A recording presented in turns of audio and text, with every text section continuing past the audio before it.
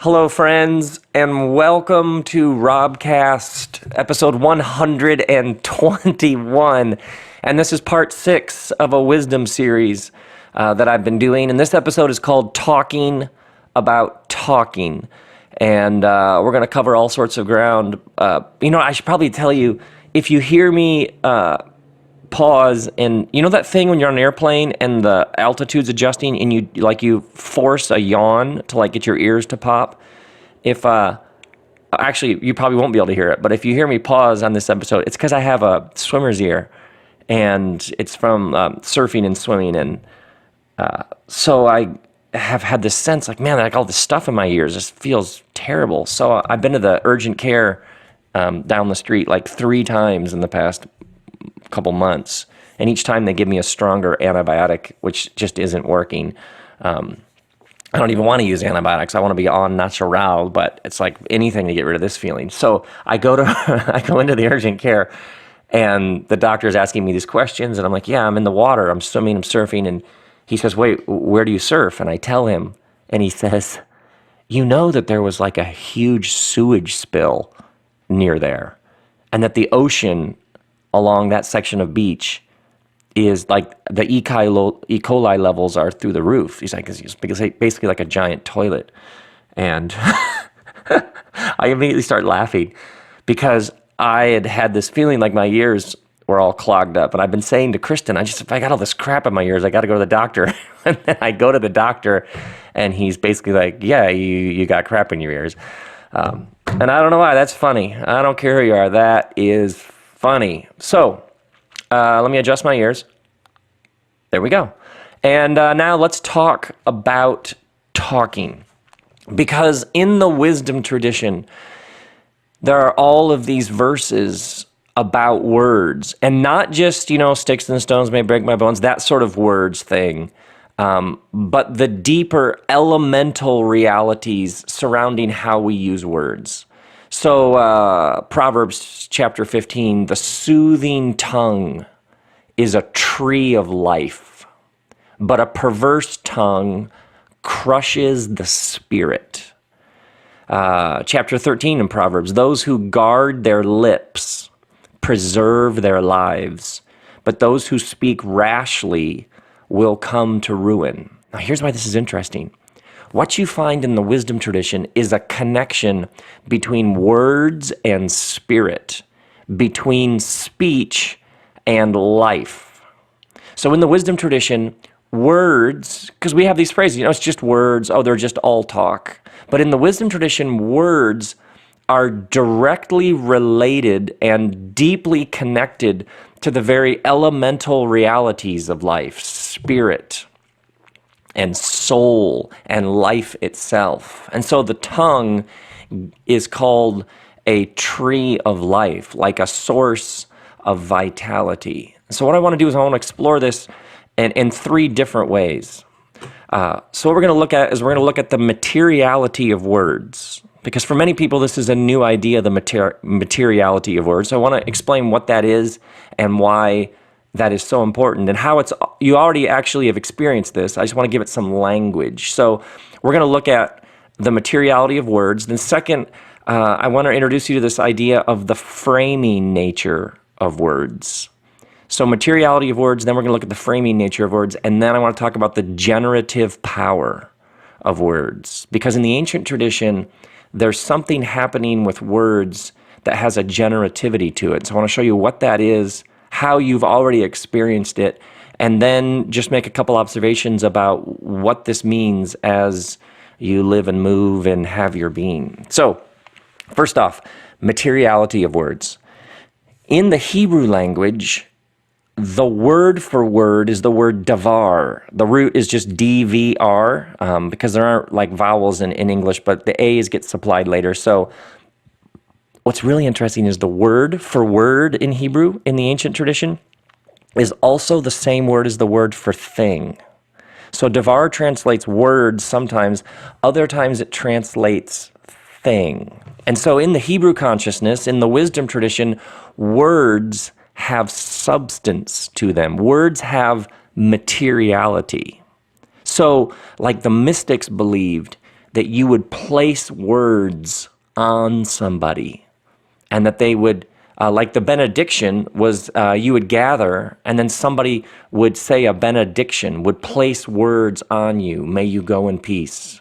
May the Lord bless you and keep you. And the idea was that those words would like hover over you, and then they would follow you wherever you would go. Have you ever had somebody say something to you and it stuck with you for good or bad, for your benefit or for your destruction? And so in the ancient tradition, words have materiality. They have substance to them, and that substance actually alters things. And so how you speak and when you speak, you're actually creating things in space and time. When I was starting out, and I've talked about this before on the RobCast, I had this sense like the sermon was an art form, and I needed to reclaim this art form, that's what I was doing here, that I was here to reclaim this ancient, subversive, beautiful, poetic, dangerous, provocative, inspiring art form. And so I was in a band, and then the band broke up like bands do, and so I went to study theology. I went to get a master's of divinity, and part of my studies is I had to take a class in communication, and all I cared about was giving sermons, so I was so excited. I had seen people give sermons, and sermons for me had often raised the existential question, what's for lunch?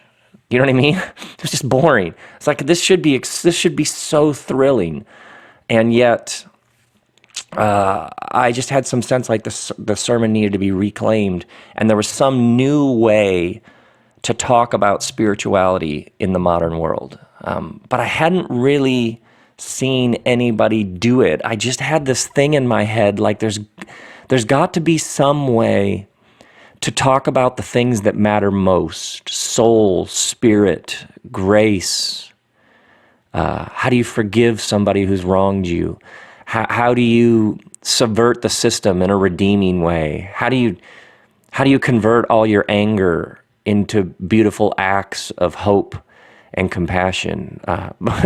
Essentially all the things I talk about on the RobCast and do in my books, whatever. But early, I was 22.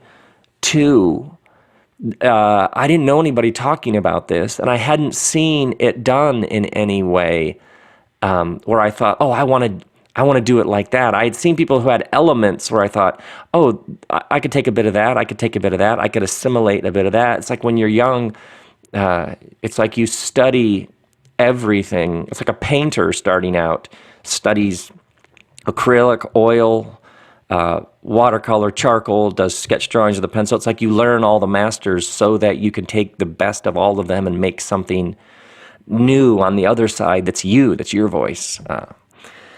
But I took this communication class from this professor named Middies MacDonald de Champlain, which, just the name alone, this woman, she was so awesome. And I remember everybody in the class, we took turns, we were supposed to give these presentations, almost like mini sermons.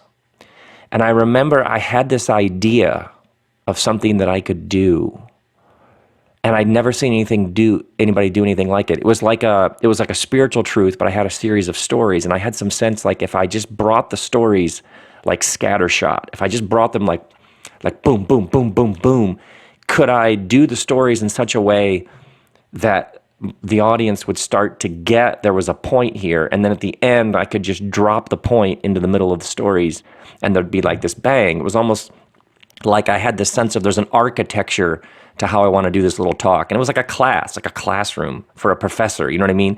But I had this I think there's a way to do this. I haven't seen somebody do it, but it could really be powerful, so I guess I should just try it. And I remember getting up in class and doing this little, 7-minute mini sermon or something. And I'd never seen anybody do anything like that. And I'd never seen somebody take like a biblical text and run it through that filter and give it that arc and trajectory. And there was like the tension and the release of tension. And there was almost like I had a theme, or like I had a point that was my real point, but I wasn't going to say it, make it explicit. I thought if I could just lace these stories together and make this statement, people could pick up like a second and a third layer. So I was trying to do all of these things. And you know that feeling when you're young and you don't know a thing, but you have something burning in your heart. You have, oh my word, I'm like choking up thinking about this. You have some sense, and some of you know what I'm talking about. You have an idea. You know there's some new way to do whatever it is. Whether you're a mom or you own a business or you tell stories or you have gardens, whatever it is that you do, you have some sense there's got to be a better way to do this. And you just start trying it, but there's this loneliness to innovation where you're like, man, why isn't everybody talking about this? But then you realize if everybody was talking about this, that would be called normal. You know what I mean? It wouldn't be new or it wouldn't be innovation. But I remember doing this talk and just being filled with like a rush of adrenaline, like I was scratching the surface of something that I was going to be exploring for years. Like I was it's like I was discovering fire. And I get done with the talk and I have like this, what just happened? It was almost like you were like building a rocket and then you actually lit the fuse and it actually went into space for just a moment. And then it came back and crashed in your backyard and killed a dog or something. You know what I mean? It was like you just had this brief moment of, oh my word, I could do something with this. I might actually be onto something. And I get done and Middy's McDonald de Champlain, she looks me in the eyes and she says, "You can take it farther." Oh, you can take it farther. That was her response. It was like she understood what I was trying to do. And she wasn't like, "Oh, man, you're breaking the rules." And she wasn't like, "Come on, there's a way it's done. What are you doing?" And she wasn't like, "You young punk, what do you think? You can reinvent this thing?" She was like, "Yeah, you can take it farther." This is what I mean by words have materiality. I carried that thing, she said. Honestly, I'm still carrying that sentence around. You know what I mean? Whatever I do, there's a joy, and I love the work, but I also, it's like 25 years later, her words are still with me, like, you can take it farther. Friday night, I was in Indiana at a school called CTS giving a lecture on politics and spirituality. And I should probably do a podcast episode of the talk. And it was such joy, and the crowd was so great. And then I was talking about the political process and Donald Trump and Hillary Clinton and profit and theater and where we even get the word I was all over the place, showing pictures and talking about how the brain works. It was all, and yet it was so much fun. And yet there's like that voice, "Hey, you can take it farther."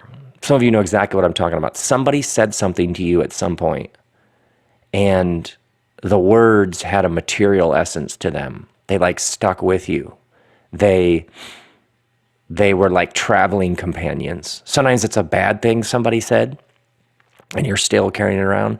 Sometimes it's a good thing. Hey, you can take it farther. And it comes at just the moment when you needed it. There was this transformative moment in my life. It's like something opened up as wide as the universe and the depth of my being. Sometimes somebody is told, "You're fat, you'll never amount to anything, you're a loser, you've brought shame to our family, I never should have married you, you don't have what it takes." Yeah, sometimes people say things and it's not a tree of life, it's the other thing. And in the wisdom tradition, your words have extraordinary power because words are things. And words can open your heart up as wide as the universe. Words can be like fuel in the tank. And words can also be like scars. Words can like kneecap you and you're limping for years. So when someone says, we're just talking, no. In the wisdom tradition, it's never just talking. It's never just talking. This is the power of a mantra. It's essentially new materiality. A mantra, a phrase, a verse, a quote, a passage, a text, a couple of words linked together. It's essentially a new materiality. It's saying you got a bunch of stuff rattling around in there that's not helping you. And so let's put some new words. Let's put some new things in your mind and heart. That's why often in these episodes, I give you phrases, I give you words, mantras, verses, quotes, benedictions. It's because I believe words have a materiality to them. And I'm literally trying to give you language like it's a thing that you can then carry around. Because you carry this around, and these words, they shape you and they form you.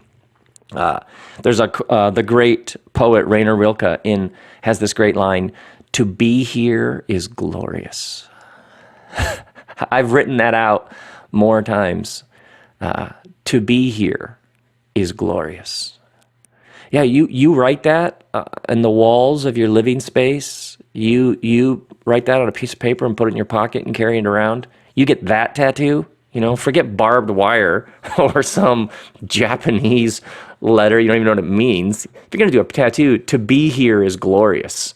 Now that'll shape you. That'll form you. That's words as things that can do all sorts of new work in your mind, and how that can shape you and form you. So in the wisdom tradition, when you speak, your words, your davars are things, and they have reality, they have materiality, they have essence, and you actually possess this kind of power. Now, let's move from the materiality of words to the framing power of words. One of the ways to think about words is in terms of architecture. And when you move in a space, your words are framing space. They actually talk in the ancient tradition about how the liturgy, the prayers, the songs, the confessions are like a cathedral of words. And so you enter in to the words. And what happens when you enter into them? Think about your favorite poets. Think about your favorite writers, your favorite novelists. Think about your favorite television shows. Think about it in terms of architecture. It's essentially like a space that you enter into. Or the television series that you've watched multiple times, or the album that you keep returning to.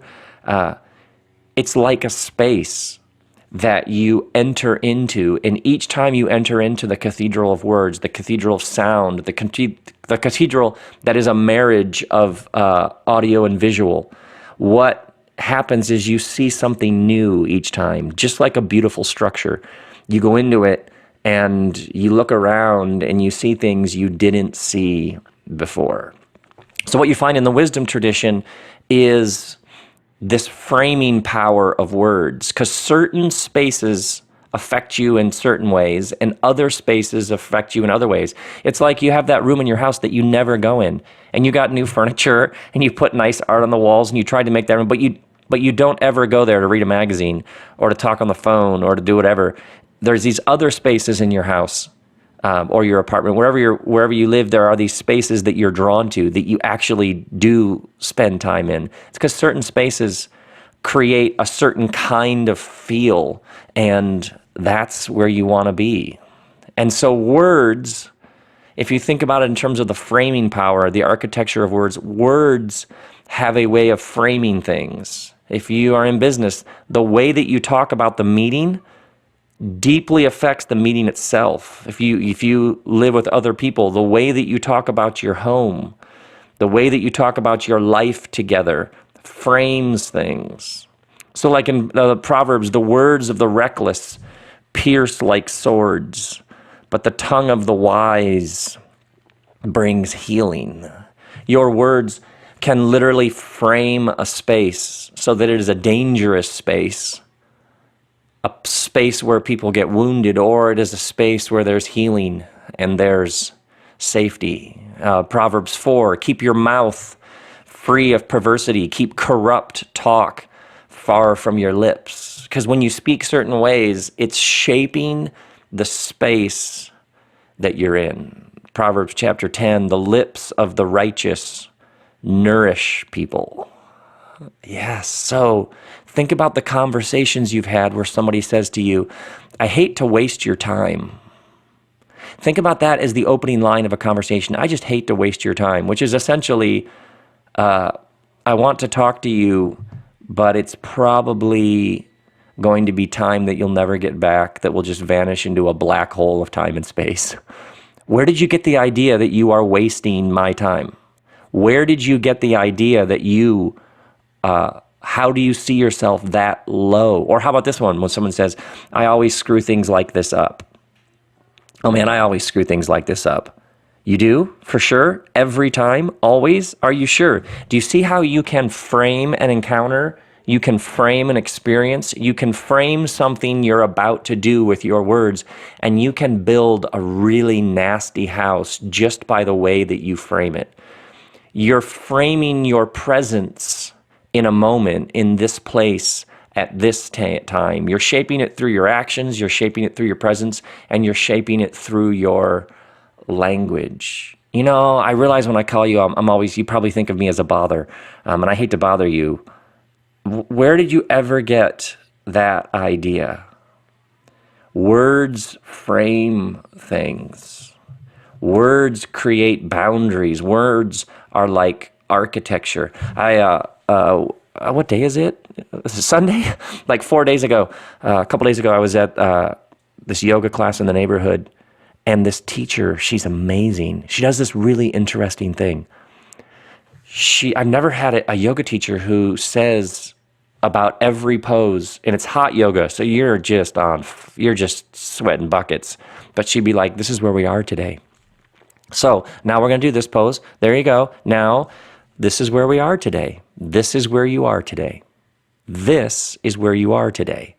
So see, the thing is, when you realize that you can only go so far into a pose, there's often this judgmental voice that kicks in, which is you should be more flexible, you should be more limber. Why can't you stay perfectly still? Why is your monkey mind all over the place and you can't even stand on one leg for more than like 5 seconds? And then if you're not doing too well, you look over, and as I would say, there's always a ballerina who can see her own butt. You know what I'm talking about? Those of you who've been to yoga, there's always somebody in the class who can like stick their head down through and up and around and see there's always somebody who can bend over backwards and touch their toes with their elbows or whatever. There's always somebody more flexible. And if you look around in judgment of yourself and what you can't do, or in pride because you can do something someone else can't, you've lost the plot. And all my yoga teacher friends listening know exactly what I'm talking about. You have to begin from this place of non-judgment.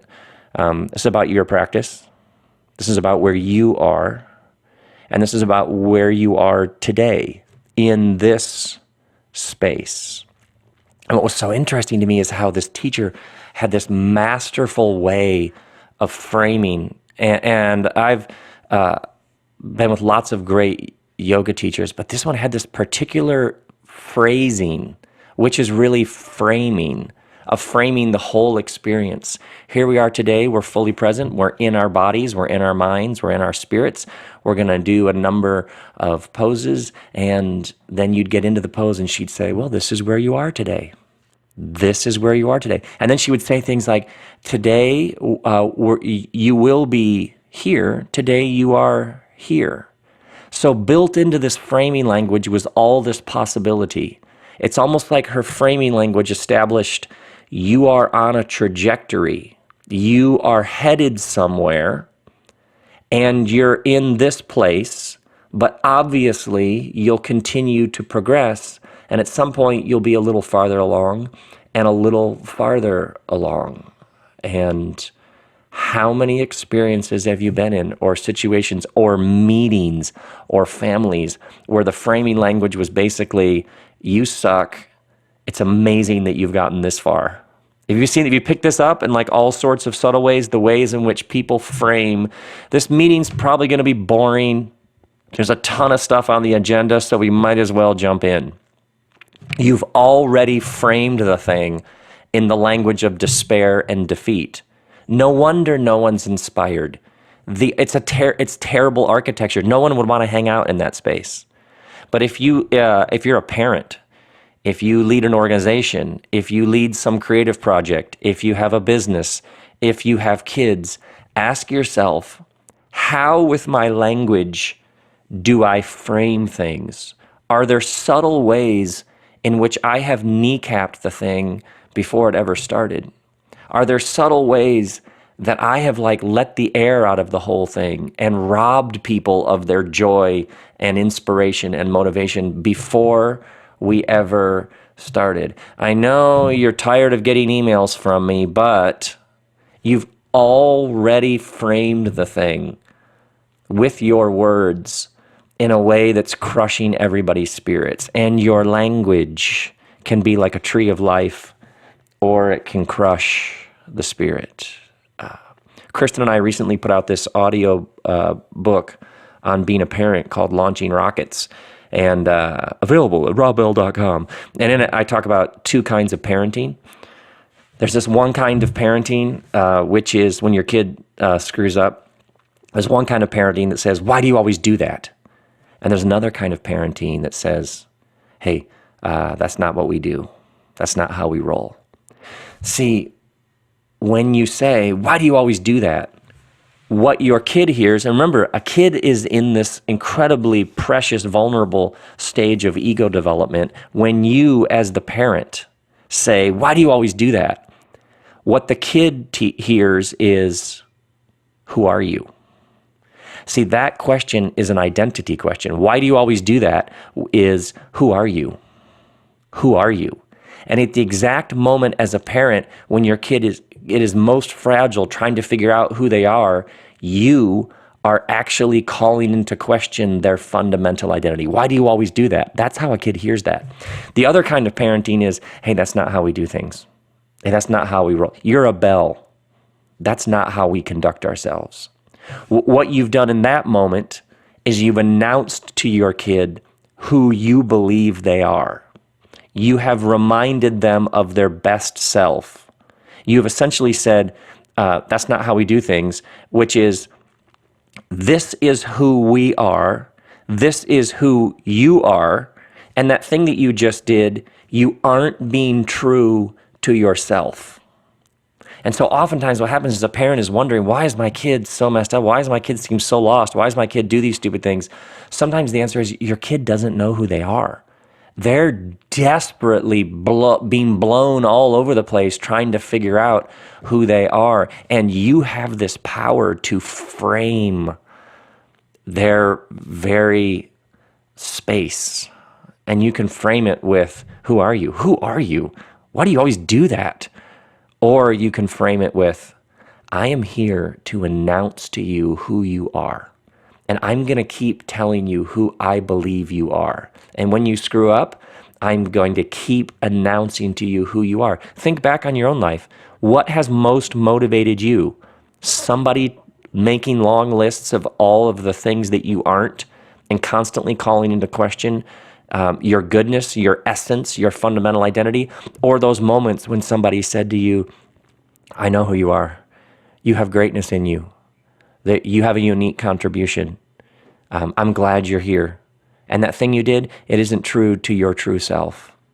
And so one of the powers of even being a parent, or in any sort of position of whatever you call authority or leadership or ownership or influence, is when you frame things in terms of, I know who you are. I see your true self, and I'm going to keep reminding you who I believe you truly are. And that is what it means for your words to be like a tree of life.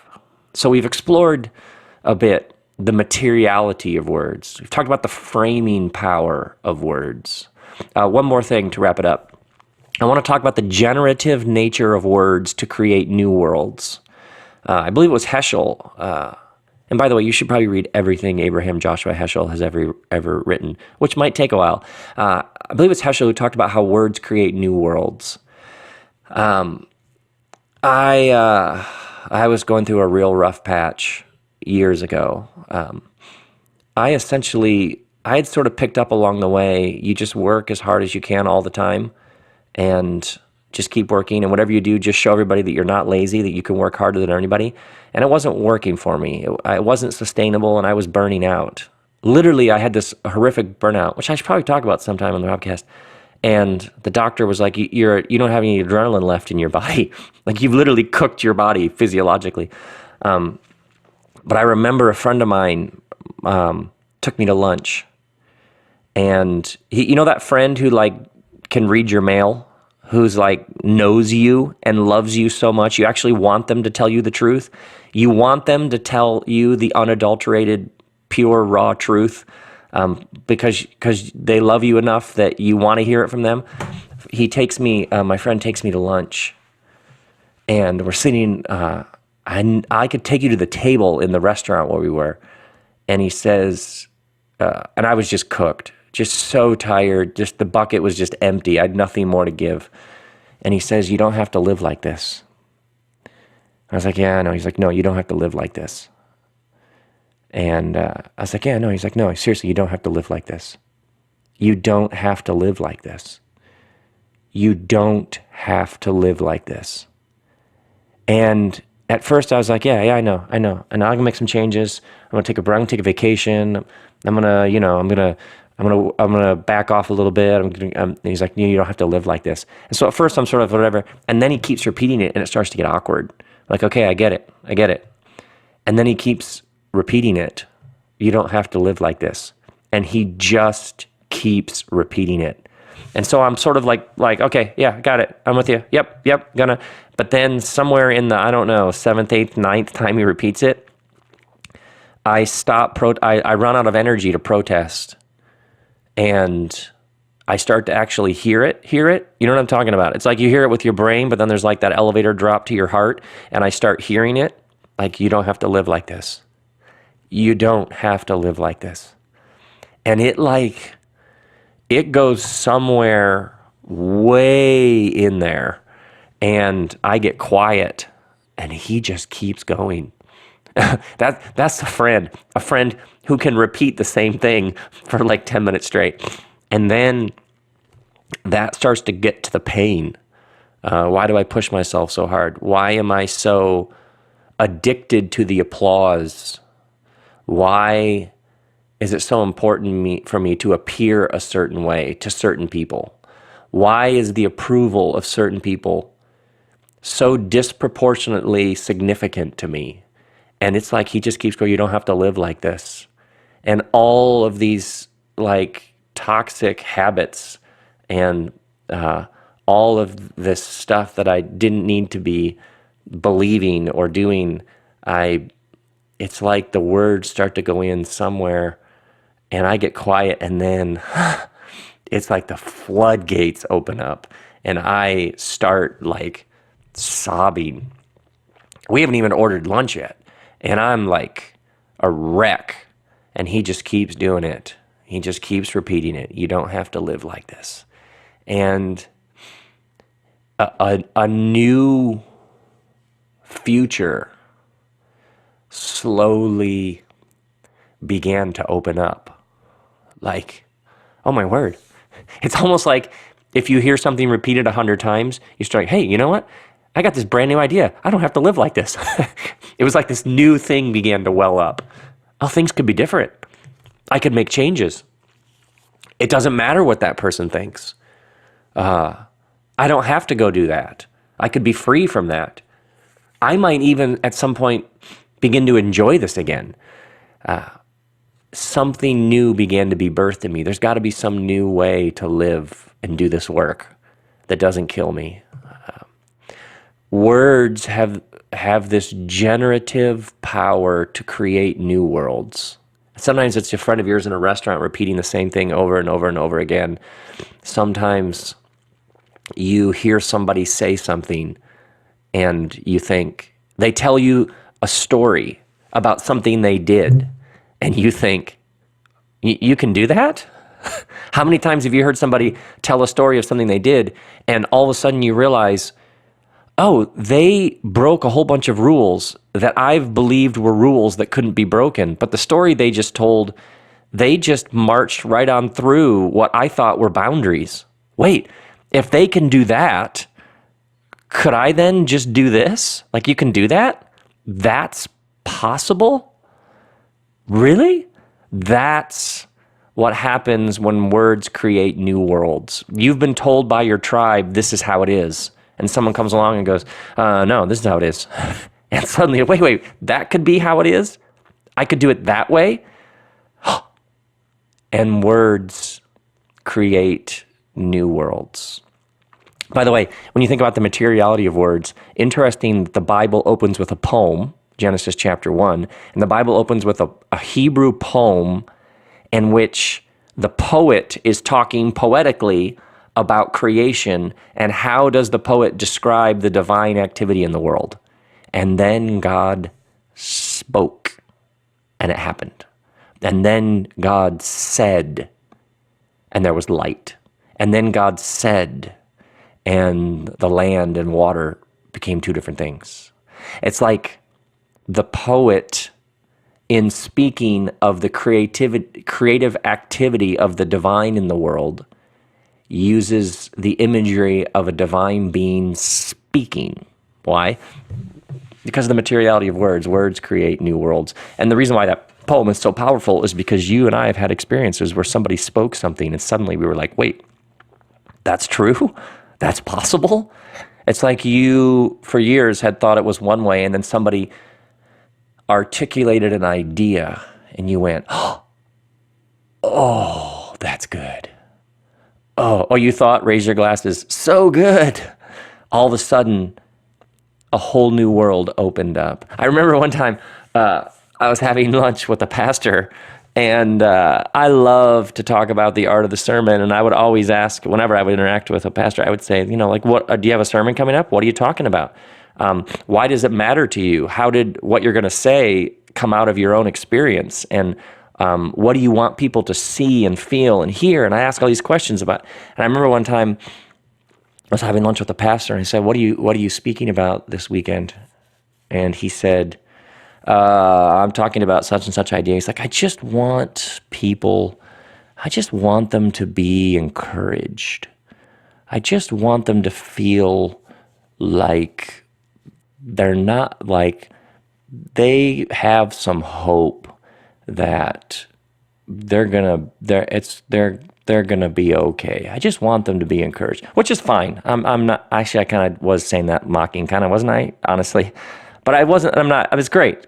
And this person has helped so many people, and I love it. But it's funny because I was listening to him. He's like, I just want them to be encouraged and to feel supported. And it was funny because as he's saying that, I was thinking about what I was going to say that weekend. And I was like, man, if you would ask me that question, I'd probably say, I pretty much want to blow the roof off the place and show people an entirely new way to think about everything. I pretty much want to help create some new worlds and help rescue people from their slavery and jar them and disrupt them in such a way that they would be encouraged, inspired with a whole new way to completely rethink whatever the topic was I was talking about. Yeah, because sometimes that's what you do. Sometimes that's what you do. You're like, oh, we need to create some new worlds here because this old world we need rescued from. We need new possibilities. We need people to know they're not alone. We need people to know they're going to be fine. That's all beautiful. And sometimes it's like, no, we need to create a whole new world here. Yeah. You can see in the ancient liturgies why there was often somebody who would announce things to the gathered masses. They would just announce them. And it was because they had this belief that you could hear these words, that the world fundamentally fragments you. I mean, think about it, even just following the news right now. How do you follow the news right now and lose your mind at some level? Because it has no larger thread, glue, trajectory, or arc. It doesn't have anything like, hey, this is where it's all headed. It just has, here's 1,000 little fragments. Good luck. So you can see the power of gathering with people and somebody speaking words over you. Here's an example. Your sins are forgiven. All of you, everybody. You're washing dishes in Wales. You're driving along in South Africa. You're gardening in Germany. You're running errands in Ohio. You're that guy I met in Indianapolis named Zach who discovered the RobCast a couple months ago, and he's listened to every single one of them in like a month. Oh, my word. Yeah. Hey, Zach, your sins are forgiven.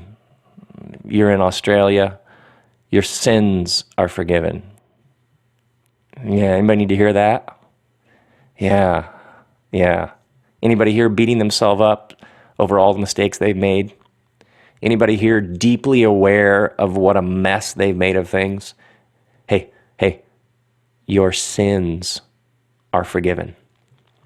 Yeah, that's the heart. At the heart of the tradition I come out of, the Jesus tradition, you begin there. You begin there. How about this one? All is well. All is well. Even if it isn't. Even if it's a mess. Even if our political process is a freak show. Even if the gap between those at the top and those at the bottom is growing, all is well. Or how about this one? You can heal from even that. You can be healed of even that. You can heal from that thing that happened to you. You can be healed. Might be limping. You might have a scar, but you can heal. Yeah, do you see how words, a tree of life. Or how about this one? There is a whole new world bursting forth right here in the midst of this one. There is a whole new world bursting forth right here in the midst of this one. Yeah, that's the power of words, is they can create new worlds. They can open us up. They can show us what we haven't seen. They can rescue us. They can frame things in a whole new way. You walk into another meeting that you're just like, this is going to just kill, this is going to drain me. I am just a cog in the machine. You say, wait. What if we were to frame the thing totally differently? Yeah, we're in this meeting. We are 3 layers down in the muck of the bureaucracy. I am the assistant to the regional manager for compost waste management for the Eastern Division of the Regional Centers blah. But you know what? This meeting right now, we're going to frame this in a whole new way. Hey, we have stuff we got to do. Let's kick some ass. Let's breathe some life into this thing. Let's be the very best regional assistant manager team ever in the history of assistant regional manager teams. Something within you just says, wait, I have power here. I have tremendous power. I can create whole new worlds here. We could make this thing something it isn't. And we could start by simply talking about it differently. Or your kids. Let's take specifically the kid that's most making you crazy right now. Ask yourself, is there some better way to frame the whole thing? Maybe my job is to find something great about this kid. And it might take a while. Find something that doesn't annoy me about this kid. Find something that's not frustrating me about this kid. Find something good somewhere in there. Maybe it's something they did a while ago, whatever it is. Take what you can get. And I am going to frame my interactions with this kid like this. I'm going to build a different kind of space. And so, no matter how difficult and frustrating and nerve-wracking it is, you just decide, I have the power through sheer language and words alone to build a different kind of space, to reframe this. So that's what I'm going to do. That's what what we're going to do. Yeah, my friends, we're just talking about talking. May you, my friends, reclaim the power of words. May you be reminded that the tongue is like a tree of life. And may you come to see that words have materiality. They're like things, that they have framing power, that they have generative power to create whole new worlds. And may grace and peace be with you.